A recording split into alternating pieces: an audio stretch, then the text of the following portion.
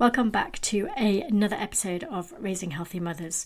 So you want this winter to feel different, don't you? You want to know that you are not going to succumb to every single bug, every single cold, every single anything that your child brings home from school or childcare or whatever it is. So in this episode, we are talking about how you can prepare for the season of snot. It's the key thing that's going to make this year look different than last year. So whereas maybe last year you just thought it is inevitable, I just can't not get sick whenever the kids bring something home from school. Well, this is you're going to do something different, not just for yourself, but for your whole family. And getting prepared is the difference between that frazzled, assume that that's what's going to happen, and just remaining steady. So just as a reminder, I am running a winter wellness reset starting on the 13th of October. And the modules where we start preparing for the whole reset is actually going to open up this weekend. So if getting prepared to make sure that this is going to be your strongest year yet when it comes to immunity, then I really highly recommend you join the reset, because we are going to get prepared in exactly the way I'm talking about in this episode, but even more so. So you can join by going to tashadecruz.com/waitlist. So as a starting point, look, you don't need complete control. You don't know what's going to happen. Of course we don't. We cannot read the future. We don't know what is going to come home from school this year. But if you are prepared, if you know what you have in the house and that you have everything you need to do your absolute best, you are going to be in a much better place than if you just let it happen. When you get prepared, you step into the zone of resilience. You know that you are ready for whatever comes, and it's not going to floor you. So when I talk about prep in my resets, we talk about prepping your kitchen, so making sure that you've got everything that you need to actually cook the food that you need.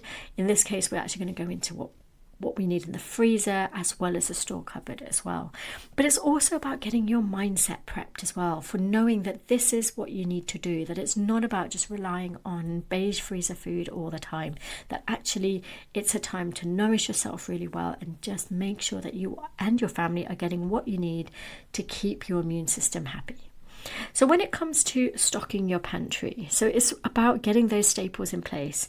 Tinned beans, chopped tomato, maybe getting your freezer ready with some frozen veg, some garlic and some ginger as well. When you have a really well-stocked kitchen, whether it's your store cupboard or your freezer, it means you can pull together immune supportive meals fast. So just on a personal note, this is something that happened to me today. So my husband woke up this morning having coughed his way through the night and announced, "I've got a cold today." And so the first thing I thought was, I'm going to make a soup. And I didn't have any stock pre-made. I actually didn't have very many vegetables in the house because we're waiting for our food shop. But what I did have is I had some red lentils, I had some tinned tomatoes, I had some very limp vegetables in the fridge that needed using up anyway, so some carrots, some onions, some celery. And I had a packet of good quality bone broth that could be used. I had lots of spices. So I had everything I needed to make an immune supportive soup, even though my fridge was actually empty. And that was great, because knowing that you can pull something together when someone is feeling under the weather, whether that's you or your husband or your children, can make all the difference. So it's really helpful if someone in your family is sick, but it also means that when you're under the weather, you've got everything you need with minimal effort to make something, or even better, if you have batch prepared, which I'm going to talk about in a sec, you can just pull something out really, really quickly.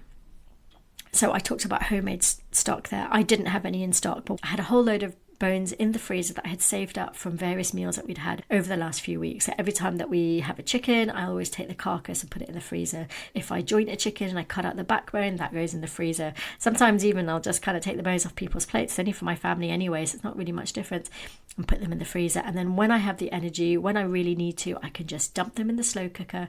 And what I do is I add onions and carrots and celery and peppercorns and bay leaves and a whole load of water, some garlic and some ginger for the antibacterial properties. Whack it on either under pressure in the Instant Pot or in the slow cooker overnight, and within a few hours you've got a really brilliant, very, very nourishing, full of collagen, full of nutrients bone broth.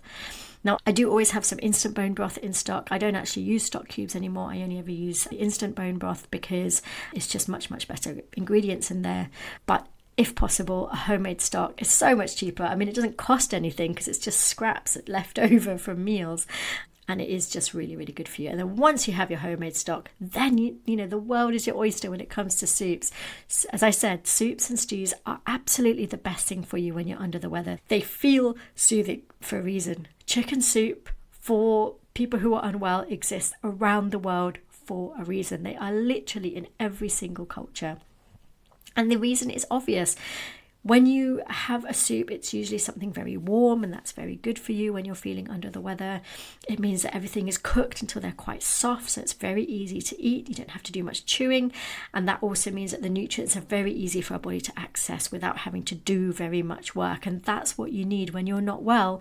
You really need to give your body whatever chance it can to absorb the nutrients properly, to digest them properly, and just have, you know, the most nutritious, nourishing meals that they can have. Obviously, if you're having soups, you can blend it up. If you really can't face chewing, or if you have a toothache, for example, you can blend it up and it's just super easy to drink. When you get spices like ginger and turmeric in there, these are anti-inflammatories and they are antibacterial as well. So really, really helpful for when you are under the weather. And then, of course, it's about prepping your freezer, not just with the raw ingredients, but also by batch cooking. So you can, as I said, you've already made your stock, so portion them out, put them in the freezer. If you make some sauces, like I love making a many veg sauce, which is, you know, goes beyond your tomato sauce to use on pasta or pizza, for example. It has all the lovely vegetables, especially the orange vegetables, which are full of vitamin A in there, which you kind of cook, blend up, put it in the freezer, and then anytime wherever you would use a tin of tomatoes, you use a many veg sauce instead, and then you're getting about 10 times more different vegetables in your meal than you would have done otherwise. But also, anytime you have leftovers, putting it in a container and putting it in the freezer is going to make a huge difference when you are sick yourself, to know that you've just got something you can take out the freezer and cook straight away for one person, maybe in particular.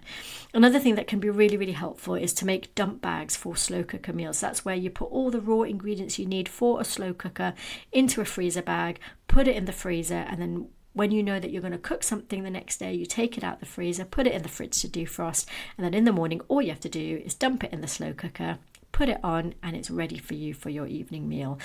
Now, obviously, if you have a very fussy eater who won't eat sauces and won't eat meals that are all sloppy, I've been there, I know what it's like. This might not be so easy, but if you can think about just having a couple ready to go in your freezer, it can make a big difference on those days when you're like, well, do you know what? I'll put a pizza on for the kids, and I know I've got this lovely slow cooker chili that I've pre-prepared already. And then another idea for your freezer is smoothie bags. So I already talked about last week about smoothies as being a really helpful way, just like soups and stews, to kind of get all those nutrients in, because when you've blended them up, they are really easy to digest. You can get a lot more fruit and veg in there than you would otherwise be able to just eat. You're keeping all the fibre in there, and that's really important for your gut bacteria. When you have a smoothie, you can put all sorts of fruit and vegetables in there, which is really great for your nutrients, getting all the vitamins and minerals that you need in there. And a really helpful, easy way to make sure that you're having your smoothies is to make dump bags for smoothies, where you just put in all the ingredients that you would use in a smoothie, put them in a bag, put them in the freezer, make sure you label them, and then all you have to do is dump them in the blender with some liquid, and away you go. And smoothies are my favourite way to get my kids to have vegetables and fruit that they just otherwise wouldn't eat. I have two fairly fussy eaters and they don't eat a lot of vegetables, but they do love a smoothie. I do add a little bit more fruit than I might have done for myself, because I know that they're more likely to drink it if it's actually a little bit sweet. But I'm okay with that, because I would rather they drink the smoothie and make sure they're getting those nutrients in there than just not having it at all. So just take one intentional step this week to get stocked and prepared. This means that when the time comes when you're poorly, your meals are done or somewhere towards it, whether it's you being poorly or your little person being poorly. So your action point then for today is to pick one of my 3 ideas on getting prepped for when you're not well. So do it this weekend. Decide, am I going to make some dump bags? Am I going to make some smoothie bags? Am I just going to go and stock up the pantry, making sure I've got those lentils and those tomatoes and those instant bone broth in there? Or am I just going to make sure that I have got some homemade stock or some sauces or whatever it is that I can just grab and go when I need it? And I'd love to know, how does it make you feel? Do you feel more in control when you have a well-stocked pantry and freezer? So inside the winter wellness reset that I am running in just under a week's time, you're going to get a full meal plan for 2 whole weeks with shopping lists and all the recipes that you need, and a WhatsApp group where we check in on a daily basis to see how things are going, where we troubleshoot and we ask questions and we get motivation and support and accountability from everyone. So as I mentioned at the start of this episode, we start the prep this weekend. The reset proper begins on Monday the 13th. So this is your last chance to join and get organised. I really hope to see you there. Otherwise, I see you next week for the next episode of Raising Healthy Mothers. Bye for now.